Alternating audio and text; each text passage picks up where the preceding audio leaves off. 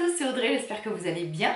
On se retrouve pour un nouveau Get Ready With Me, première impression, revue de nouveautés make-up. Aujourd'hui, je vais vous parler de la base matifiante de Guerlain. C'est pas une nouveauté, mais c'est une nouveauté pour moi. Je vais vous parler également du nouveau fond de teint de Guerlain, l'essentiel haute perfection tenue 24 heures, que je teste aussi depuis plusieurs jours. Donc ça y est, j'ai un avis assez définitif sur ce fond de teint et je vous en parle tout de suite. On va parler de la poudre Halo Glow de ELF.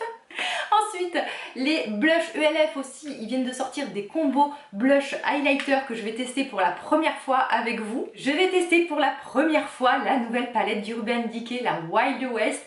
Merci du fond du cœur Ursus et Clémence, si vous passez par là, merci. Cette palette, elle nous parle d'ocre, belle harmonie de marron chaud, de gris, de turquoise, vous voyez un peu comme je porte sur les doigts, et c'est le tuto en fait que je porte sur les yeux que je vais réaliser avec vous. Je vais redécouvrir la Primer Potion d'Urban Decay. Ça faisait des années que je n'utilisais plus cette base, que j'avais adorée, mais il y a très longtemps, il y a plusieurs années de ça. Pour les lèvres, je vais tester deux crayons à lèvres de Maybelline, les Colors Sensationnels, et le nouveau brillant à lèvres crémeux de Fenty Beauty. Comme d'habitude, j'applique les produits et on fait la conclusion à la fin de la vidéo, voir si je valide ou pas. On va commencer par la base pore affiné de Guerlain. Alors c'est une base que je teste depuis une petite semaine, j'en ai souvent entendu parler et c'est une base qui m'a réconciliée avec les bases matifiantes, puisque toutes les bases matifiantes, je les trouvais trop lourdes sur la peau.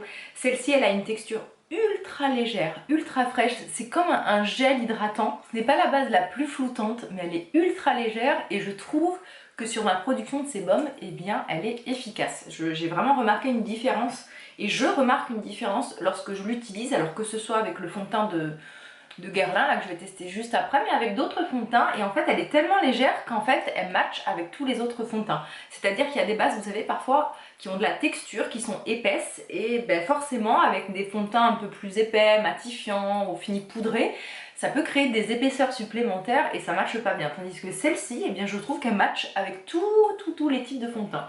Donc déjà ça, excellent point positif. Ma base matifiante, je la monte pas au niveau du contour des yeux, hein, parce que c'est une zone que je n'ai pas besoin d'assécher plus. Par contre, une petite astuce, si vous avez l'anti-cerne vraiment qui file, n'hésitez pas à utiliser en fait des bases pour fard à paupières au niveau de votre contour des yeux, au niveau de l'anti-cerne. Ça peut vraiment aider à fixer l'anti-cerne, à le maintenir. Donc moi parfois c'est quelque chose que je fais, surtout vous voyez vraiment là en dessous, où parfois ben, l'anti-cerne il se barre complètement. Donc ce que je vais faire, là je vais appliquer donc la base d'Urban Decay. Ça fait très longtemps que je ne l'ai plus utilisée. Ça a été la première base de fard à paupières que j'ai testé et que j'aimais vraiment, mais kiffé à mort. Et je suis contente de la redécouvrir, on va dire. Voilà, une petite quantité que j'applique partout. Et vous voyez, je vais venir en appliquer en fait en bas sur ma paupière inférieure et je vais descendre en fait. Alors je vais pas faire tout mon contour des yeux, mais vraiment cette partie là qui est chez moi, qui est un peu problématique, où souvent ben, l'anti-cerne a tendance à migrer. Donc vous pouvez faire ça, après selon votre contour des yeux, selon la base, vous pouvez même aller un peu plus loin pour vraiment accrocher et parfois fixer l'anti-cerne et empêcher qu'il ne file trop. On passe au fond de teint de Guerlain, l'essentiel, fond de teint haute perfection, tenue 24 heures. L'ancien, je pense que c'était une tenue 16 heures. J'avais vraiment apprécié l'ancien. Je vous mets, je pense que je le porte dans cette revue là. Donc ici au niveau des promesses, après comme d'habitude je valide à la fin les promesses. Alors un peu certaines, un peu en même temps lors de l'application, et ensuite on refait un point à la fin de la vidéo. Donc la peau est nue, plus belle jour après jour. La formule laisse respirer la peau tout en préservant son hydratation naturelle et la protégeant des agressions extérieures UVA, UVB. En fait, là c'est parce qu'il y a une protection, un SPF de 15. Donc vous oubliez, hein, ça ne va pas vous protéger du soleil. Disponible en 30 teintes, donc ça c'est très bien. Fini, mat, naturel, haute couvrance, tenue 24 heures, texture confortable, légère. Tout au long de la journée, le teint est parfait et naturel. Les pores et les imperfections sont floutés. Alors, toujours très joli packaging, hein, mais bon, on n'achète pas des fonds de teint pour leur packaging, on est d'accord. Formule toujours ultra parfumée, c'est peut-être un petit bémol. On va faire comme d'habitude, une partie avec un Beauty Blender, l'autre partie avec le pinceau de It Cosmetics qui est très bien pour l'application du fond de teint. J'ai mis une pompe entière. Le parfumage est très présent sur ce produit. Vraiment, si vous avez une peau sensible, que vous êtes sensible au parfum, que vous n'aimez pas les odeurs très fleuries, fuyez. Au niveau de la couvrance, donc là j'ai mis une pompe. Mon Beauty Blender en a absorbé une bonne partie. On est pour l'instant sur une couvrance moyenne. Donc là, moi, avec une pompe et les résultats que j'aime assez naturels, ça va suffire légèrement. Mais bien sûr, on va tester en mettant une seconde couche, on va dire. Comme il est liquide, c'est vrai que l'éponge en absorbe pas mal. J'en rajoute sur ma joue, hein, qui est la zone la plus problématique, hein, là où j'ai mes rougeurs, mes taches pigmentaires à cacher. Franchement, c'est un fond de teint qu'on peut travailler. Il nous laisse le temps de le travailler, hein, contrairement à celui d'Huda Beauty que j'ai testé dernièrement, où dès qu'il sèche, c'est impossible de le retravailler. Là, vraiment, il reste un petit moment avant de se fixer, on va dire. Il se travaille très très bien, il est fluide, le rendu est vraiment, moi je trouve très naturel sur la peau. Il a un côté hydratant, ça peut être appréciable si vous avez la peau déshydratée. Et je trouve qu'il a ces genres de fond de teint, moi je trouve, au rendu belle peau, peau saine et peau naturelle. Alors pour la haute couvrance, on repassera parce que clairement on voit encore la peau en dessous, mais c'est très bien. Moi j'aime, hein, que le rendu soit naturel et qu'on voit la peau en dessous. Il a un effet lissant, mais par contre il floute légèrement les pores, mais c'est léger, hein. Franchement ça serait pas sa première caractéristique et sa première qualité, hein. Pour l'instant, moi sur le floutage des pores, voilà, peut mieux faire. Vous voyez déjà comme il renvoie de la lumière, je trouve que c'est très très beau. Alors après il va légèrement se matifier, mais il se matifie pas beaucoup, hein. C'est pour ça que le rendu mat, je suis un peu sceptique aussi, enfin sceptique, je trouve pas que ça soit le fond de teint le plus mat possible. On va faire l'autre côté au pinceau, donc c'est le pinceau Evenly, c'est ça? Evenly Luxe de It Cosmetics, qui est bien dense et bien pratique pour l'application du fond de teint. J'ai mis une pompe également, hein. Là ça peut paraître beaucoup. Mais là j'ai mis 2 pompes, là on va voir avec une pompe, est-ce qu'il va falloir en rajouter? Je ne l'ai pas encore testé avec un pinceau ce fond de teint. Toute la semaine je l'ai appliqué, ça fait une semaine, plus d'une semaine que je l'ai. Je vous en avais parlé dans cette vidéo nouveauté et je l'ai appliqué toute la semaine au Beauty Blender. Je n'ai pas du tout testé avec un pinceau. Vous me voyez faire la grimace parce que je crois que j'aime pas trop le rendu au pinceau. Attendez, je me rapproche. Alors franchement, sur moi, qui ai des pores dilatés, le rendu au pinceau, c'est pas le plus joli. Et pas avec en tout cas pas avec ce fond de teint. Moi, franchement, les pinceaux, je les aime, mais avec des fonds de teint poudre. Et avec les fonds de teint liquides, je sais pas, sur ma peau, on a les cheveux au milieu, bien, je trouve que ça accumule, je sais pas, ça fait un amalgame de produits dans mes pores, c'est pas ce que j'aime le plus. Le rendu, est-ce qu'il est plus naturel? Ben, pas forcément parce que ben, là, ben, mes pores sont plus visibles que de ce côté-là. Je vais en rajouter mais au Beauty Blender parce que vraiment le résultat est beaucoup plus joli sur ma peau. Après, tout dépend du type de peau, peut-être que sur vous, il sera plus joli avec un pinceau. Moi, clairement, il est plus joli appliqué au Beauty Blender. Franchement, moi j'aime beaucoup le résultat parce que ça fait un effet frais, je sais pas comment vous dire, ça fait vraiment l'effet belle peau que j'aimais avec la première version. Et celui-ci en comparatif, je sais pas s'ils vont garder la première version qui est sortie. Et bien je trouve que celui-ci est encore un peu plus couvrant et moins gras surtout, hein, parce que le premier, oulala, je luisais mais comme pas possible. Il se fixe très très bien, franchement. Ce que j'aime, c'est que moi j'ai un front assez vivant, on va dire, qui fait sa vie toute seule, hein, qui bouge beaucoup. Et souvent quand les fonds de teint sont trop épais, bah, lorsque je me maquille, juste le temps de me maquiller, il y a déjà des amas en fait dans les rides d'expression et même au niveau du sillon nasogénien. Là c'est quelque chose que je ne vois pas du tout. Et la peau l'a bien accroché. Je vous propose de finir le teint après le maquillage des yeux parce que j'ai peur d'avoir des chutes, donc on s'occupera de l'anti-cerne du teint et tout ça juste après le maquillage des yeux. Donc regardez-moi cette petite merveille. Elle est quand même très très jolie, elle donne envie. Je sais pas du tout ce que je vais faire aujourd'hui, j'ai une petite idée. Je vous montre de plus près les fards. Je vous montre quelques swatchs. Déjà, premier point ultra positif. Il y a un beige peau mat, voilà, vraiment le beige médium, moi que j'adore, qui me sert toujours, que j'utilise. Mais en fait, à chaque fois que j'ai une palette, si j'ai pas ce genre de teint, je vais la piocher dans une autre palette. Donc déjà, point hyper positif, c'est qu'on a cette couleur là que j'aime beaucoup et qui me permet toujours en fait d'unifier en fait ma paupière et d'aider à mieux estomper les fards. En général, je fais toujours une application de fard neutre sur toute la paupière avant de commencer à travailler la couleur pour mieux estomper ensuite la couleur. Donc ce qu'on va faire, eh bien je prends un pinceau comme ça estompeur. Bon, c'est poudreux. On va tapoter et on va appliquer ça en fait sur toute la paupière mobile. Alors il unifie, mais il n'est pas très opaque, hein. Il y a des fards beige beaucoup plus opaques. Il est pas mal du tout. La magie du montage, j'ai déjà fait un œil parce que je savais pas trop vers quoi je m'aventurais. J'avais peur de faire une boulette avec vous. Dans un premier temps, j'ai unifié ma paupière avec le fard Stand Off. Maintenant, je vais chercher le fard qui a juste à côté, qui est un joli ocre, qui s'appelle Spur. Il est un peu moins poudreux que le précédent et je vais venir l'appliquer en creux large de paupière, ici. Cette palette est très jolie et moi, elle m'inspire énormément. Vraiment, c'est des couleurs que j'aime beaucoup, à la fois chaudes, un peu froides. Il y a ces jolis verts pop, enfin, je trouve ça magnifique. Il est assez bien pigmenté, mais franchement, on peut revenir le travailler. Vous savez, c'est des fards, c'est pas des pigments pressés, c'est-à-dire qu'on peut quand même construire, prendre le temps, ne pas se retrouver avec un amas de produits qu'on n'arrive pas à estomper. Moi, c'est vrai que je préfère parfois des fards un peu moins pigmentés, mais qu'on peut mieux travailler. En tout cas, moi, c'est ma préférence. Je viens appliquer le fard Nudie. Je garde le même pinceau, comme ça, on va faire une sorte de dégradé. Je descends par contre un peu plus maintenant vers ma paupière. Bon, la différence entre les deux, elle est pas flagrante. Je viens appliquer le fard Ghost Town, qui est un magnifique marron rougi. Oh, qu'il est beau! J'ai une passion, moi, pour ce genre de fard. Un peu les marrons rouges comme ça, enfin moi je les adore. Alors ce fard là ne fait quasiment aucune chute et je trouve que encore une fois on peut vraiment prendre le temps de travailler des fards. On arrive à avoir quelque chose de plus intense et ça me plaît beaucoup. J'aime vraiment le côté un peu velouté des fards, hein. Ça c'est vraiment un point positif. J'estompe les bords. Franchement, je pourrais me maquiller juste comme ça suffirait. Un thread liner et j'adorerais le rendu. Hein. Bon, après, je suis très fard neutre et marron. Hein. On va venir accentuer le coin externe avec le fard Whisky. Je crois que c'est pas Whisky, mais Whiskey. Je prends un petit pinceau boule, je viens intensifier. Voilà, ça se fond bien, ça se travaille bien.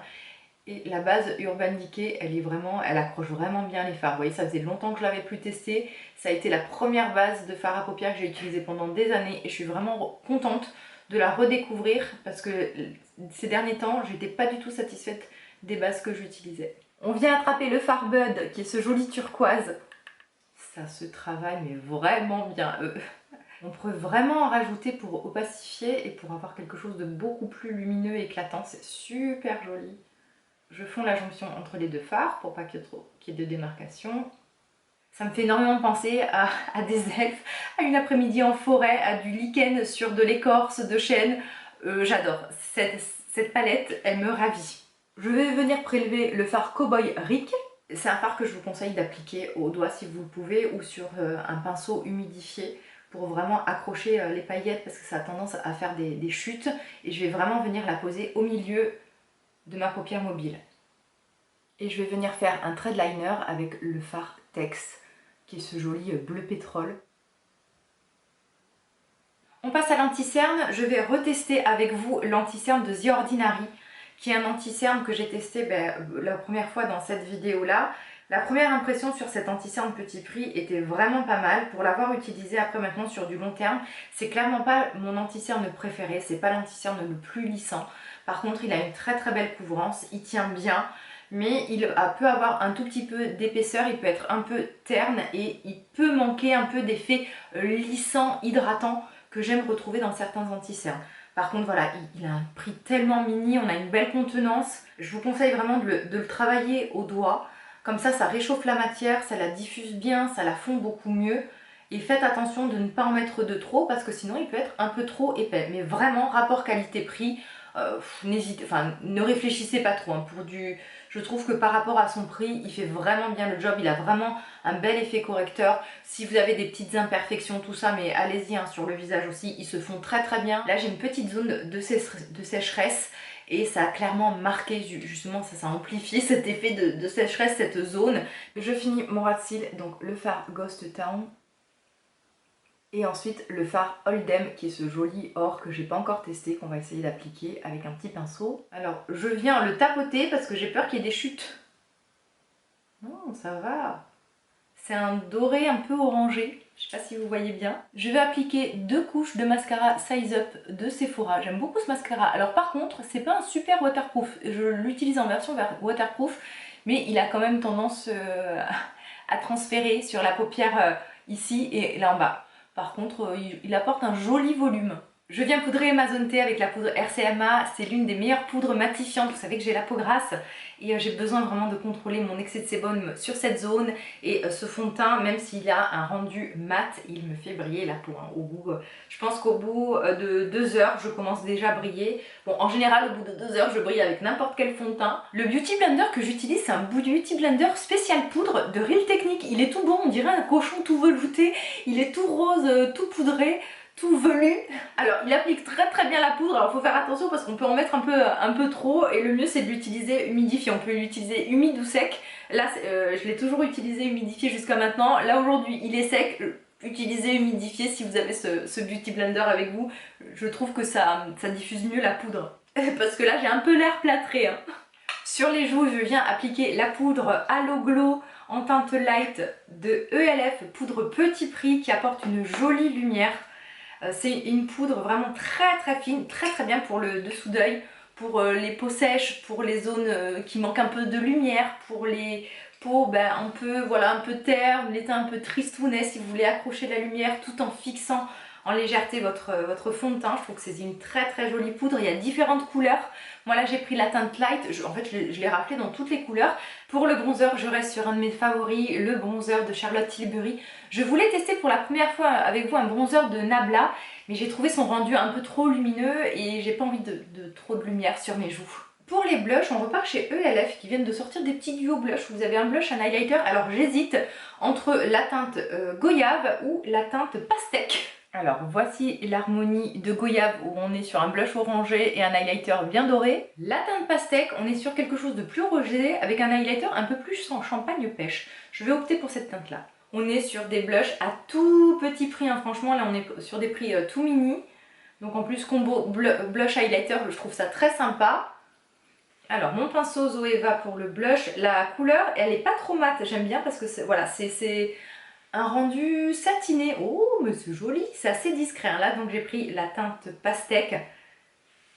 C'est frais, c'est pas le blush le plus pigmenté, il faut y revenir plusieurs fois mais ça va. C'est un blush qui est assez lumineux finalement. On va tester maintenant l'highlighter qui est très rosé hein. Là quand je le vois dans le pan, je le trouve très rosé. Ouais, c'est très glacé, très rosé, je sais pas si vous voyez. Avec l'harmonie, ce que j'ai sur les yeux, ça fait un peu trop froid, je sais pas comment vous dire. En fait, on a des reflets un peu rose glacé avec cet highlighter, mais franchement, il est très joli. Mais alors, je pensais, honnêtement, je pensais que ça allait être un flop, qu'il allait être très chunky, un peu grossier, mais pas du tout. L'highlighter il est assez froid, donc là je vais prendre celui de la teinte goyave qui est beaucoup plus doré, juste pour voilà, réchauffer un tout petit peu, parce que ça fait trop de contraste je trouve, avec mes yeux. Oh c'est beau! Et finalement je prends aussi le blush goyave que je vais mettre vraiment juste ici pour apporter un côté un peu plus chaud. Je trouve que la teinte pastèque elle est trop froide. Et en plus la teinte goyave je la trouve plus pigmentée et moins lumineuse. Alors pour les lèvres, j'hésite entre ces deux teintes de crayon à lèvres de Maybelline, les couleurs sensationnelles. On a le Nude, Whisper Nude et le Dusty Rose. Alors là en les swatchant, je viens de me rendre compte que j'ai peut-être trouvé deux dupes à mes crayons à lèvres préférés, les crayons à lèvres de Charlotte Tilbury. Le Nude Whisper ressemble énormément au Pillow Talk et le Dusty Rose ressemble au Super Size Me de Charlotte Tilbury. Je vais rester dans les teintes très neutres pour les lèvres. Je vais prendre le Nude Whisper, pardon. Franchement, c'est pigmenté, c'est crémeux, ça s'applique super bien, ça glisse sur les lèvres, ça fait pas de paquet. Et je viens tester pour la première fois de Fenty Beauty le Gloss Bomb Cream en teinte Fenty Glow, la 02, qui est un joli nude. Je le trouve fin, je trouve qu'il fait pas d'épaisseur. Je le trouve très confortable, hydratant. J'aime beaucoup le côté crémeux. On conclut sur les produits. La base Guerlain, l'essentiel, c'est une base excellente si vous avez la peau grasse et que vous aimez les bases très légères qui ne se font pas sentir sur la peau. Elle est vraiment très aqueuse, elle s'applique très bien, elle fait pas effet de paquet et elle aide vraiment à contrôler mon excès de sébum. Je valide à 100%, elle m'a un peu réconciliée avec les bases matifiantes que j'avais tendance clairement à ne plus du tout utiliser. Elle match super bien avec le fond de teint, je l'ai testé avec d'autres fonds de teint et elle a matché tout aussi bien. Et au niveau donc de l'essentiel du fond de teint, l'essentiel de Guerlain, je trouve que c'est un fond de teint ultra naturel. Je valide pas la haute couvrance et la tenue 24 heures puisque c'est un fond de teint avec lequel je vais briller. Il va au fur et à mesure s'éliminer, il n'est pas sans transfert, mais par contre lorsqu'il s'élimine, il s'élimine très très bien, c'est-à-dire que en fait il se dissout naturellement, on va dire, ça vous fait pas des chunks de matière qui s'en vont. Il a un rendu semi-mat lumineux, je trouve que c'est pas du tout un rendu mat, je trouve qu'il a un effet belle peau, il a un côté hydratant à l'application. C'est un fond de teint moi que j'aime beaucoup, c'est pas un fond de teint sur lequel je vais me tourner si je dois avoir une très très longue journée, que je vais transpirer, que je vais avoir, voilà, je sais que ça va être une journée où ma peau elle va être soumise à rude épreuve, où il va faire très très chaud, parce que je sais que la brillance va être là. Mais par contre, les jours où j'ai la peau déshydratée, où j'ai le teint terne, c'est un fond de teint vers lequel je vais aller les jours où j'ai envie de rendu naturel, de rendu lumineux, de rendu en peau en bonne santé, les jours où je vais trouver ma peau un peu terne, déshydratée.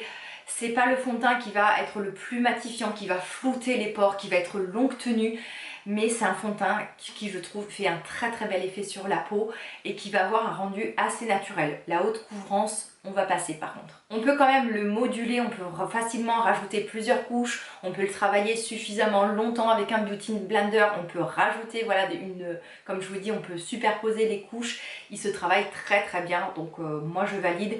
Gros bémol, le parfumage qui est très très très présent. J'ai pris plaisir à redécouvrir la Primer Potion d'Urban Decay qui a été une base, la première base que j'ai utilisée, et je comprends pas pourquoi j'ai arrêté d'utiliser cette base. Elle est super. Pour moi en tout cas, ça faisait longtemps que j'avais plus trouvé en fait mon bonheur au niveau des bases. C'était soit trop liquide, soit trop épais, soit trop, je sais pas. Et là vraiment j'ai trouvé la bonne accroche, la bonne matière, la bonne méthode d'application avec le pinceau applicateur. Donc oui, je valide, je revalide, et je pense que vous allez la voir souvent maintenant dans mes tutos make-up. La nouvelle Naked Palette a conquis mon cœur. Je pense que vous l'avez vu au niveau de l'harmonie des couleurs, c'est exactement ce que j'aime. C'est-à-dire qu'on a des nudes, des marrons chauds, on a des fards quand même, les trois premiers se ressemblent beaucoup, ils sont moins pigmentés on va dire que les autres. Les lumineux sont très lumineux, hein, donc l'argenté, le doré, ils sont très très beaux. Alors attention, ça peut faire des chutes, ça peut faire des paillettes. Je trouve que la variété de teintes, on a du chaud, on a du froid. Moi, ça me fait vraiment travailler mon imagination. J'ai plein d'idées de make-up qui me viennent. Les fards, ils sont veloutés, ils se travaillent très très bien. C'est pas des pigments pressés, on peut vraiment structurer, travailler, intensifier une couleur, la moduler. C'est vraiment ce type de fard personnellement que je préfère travailler. Alors les fards, certains fards font des chutes, mais c'est pas vraiment, c'est pas très dérangeant. Le plus qui a fait des chutes, c'est le premier que j'ai appliqué, le beige. Vraiment, quand je vois cette palette, j'ai des tas d'idées de make-up qui me viennent, des smoky, des choses beaucoup plus lumineuses, des dorés, des... Voilà, c'est vraiment une palette en tout cas moi qui me parle. Les trois beiges ici sont un peu moins pigmentés, je trouve, que le reste des couleurs. Mais c'est des couleurs et c'est des fards qu'on peut vraiment travailler, estomper. Je trouve qu'on peut pas se tromper dans le sens où, vous savez, c'est pas le fard ou le pigment où vraiment vous allez hop faire un amas de couleurs et ensuite vous allez galérer avec votre pinceau. Non, non, non, ça se diffuse, c'est velouté. Je trouve qu'on peut vraiment avoir un rendu très très intense, on peut moduler, on a de la lumière. Je suis conquise. L'anti-cerne de The Ordinary, je me répète, mais c'est un anti-cerne excellent rapport qualité-prix, mais ça ne va pas être un anti-cerne qui va avoir un effet vraiment lissant, hydratant. Il peut être un peu épais, il peut un peu marquer les contours des yeux déshydratés. Donc voilà, mais dans l'ensemble, ça reste un excellent anti-cerne, excellent correcteur. Moi, je l'aime beaucoup en fait au niveau du teint. Vous pouvez aussi l'utiliser comme fond de teint, ça matche super bien. Sur des boutons aussi, ça camoufle très très bien. Au niveau du contour des yeux, faites juste attention à avoir vraiment un contour des yeux bien hydraté, à ne pas trop le poudrer et à le travailler avec le doigt et à en mettre peu aussi, hein. La poudre Halo Glow, c'est vraiment, je trouve, une poudre très très jolie. À la fois, elle a un petit côté matifiant, mais aussi un côté lumineux et fixateur qui est très appréciable pour un prix tout mini. Donc ne vous en privez pas. Elle laisse un teint vivant et le combo avec le fond de teint Guerlain, je le trouve super bien. Vraiment, ce que j'ai fait de bien matifier ma zone T avec la poudre RCMA et de laisser un peu un rendu un peu plus lumineux sur les joues, je trouve que ça fait vraiment un rendu beaucoup plus naturel et vivant. Les duos blush highlighter de ELF, mais ne vous en privez pas pour le prix, mais allez-y. Les highlighters sont très très beaux, je pensais que ça allait être grossier, chunky, ça allait être très très poudreux, mais pas du tout. Les blushs sont bien pigmentés, donc oui, je valide à 100%. Les crayons de Maybelline, alors je crois que j'ai trouvé deux dupes à mes crayons à lèvres préférés que j'achète tout le temps, ceux de Charlotte Tilbury, mais qui s'usent vite et ont un prix beaucoup plus élevé, on va dire. Surtout, je pense que j'ai trouvé deux excellents dupes. En plus, c'est tellement pratique parce que vous n'avez pas besoin de les tailler, ça s'applique bien, c'est pas du tout desséchant, ça reste bien en place. Les deux couleurs que j'ai choisies sont parfaites, c'est exactement le genre de couleur que je porte au quotidien, donc je survalide ces crayons. Et enfin, les brillants à lèvres crémeux de Fenty, la teinte Fenty Glow, qui est vraiment ce nude. J'adore, c'est vraiment la teinte nude parfaite, ni trop chaude, ni trop froide,